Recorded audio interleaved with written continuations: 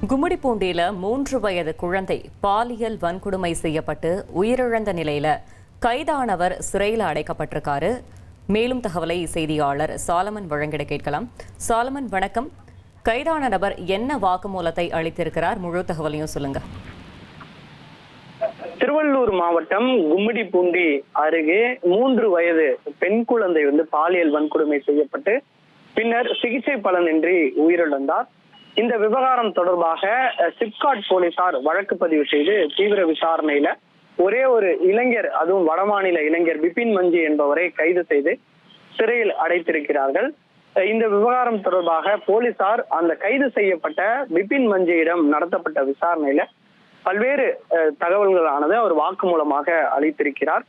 குறிப்பாக பிபின் மஞ்சி ஆபாச வீடியோக்களை பார்க்கக்கூடிய பழக்கம் இருப்பதாகவும், போதையில சிறுமியிடம் இது போன்ற அத்துமீறி செயல்ல பாலியல் வன்கொடுமை செய்து விட்டதாகவும் அவர் போலீசார் நடத்திய விசாரணையில வாக்குமூலத்தை அளித்திருக்கிறார்.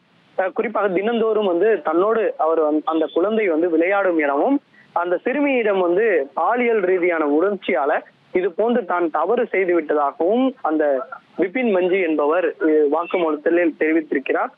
சிறுமியை அந்த பகுதி மக்கள் பாலியல் வன்கொடுமை செய்த பின் அந்த முட்புதர்ல வீசப்பட்டவுடன் அந்த ரத்தக்கரையோடு வீசப்பட்டு விட்டு அதன் பின்னர் அவரது பெற்றோர் அந்த குழந்தையை அந்த பக்கத்துல இருக்கக்கூடிய சிலர் பார்த்தவுடன் ஒன்றுமே தெரியாதது போல, அவரது பெற்றோர் தேடும் போதும் ஒன்றுமே தெரியாதது போல இவர் இந்த பிபின் மஞ்சி என்பவர் நடித்திருப்பதும் தெரிய வந்திருக்குது. பின்னர் குழந்தையை மீட்ட பிறகு அவரிடம் பலமுறை யார் என கேட்ட போதும் அவர் நடித்து இருக்கிறார்.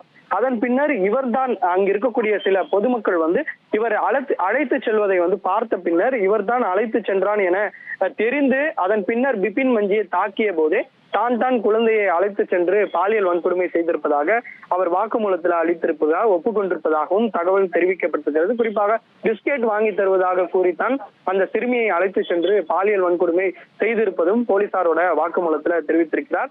கைது செய்யப்பட்ட அந்த பிபின் மஞ்சி என்பவரை திருவள்ளூர் போக்சோ நீதிமன்றத்துல ஆஜர்படுத்தப்பட்டு அதன் பின்னர் அவர் நீதிமன்ற காவல்ல அடைத்திருக்கிறார்கள். அவரை மேஜிஸ்ட்ரேட் 15 நாட்கள் நீதிமன்ற காவல்ல அடைக்கவும் உத்தரவானது பிறப்பித்திருக்கப்பட்டிருக்கு.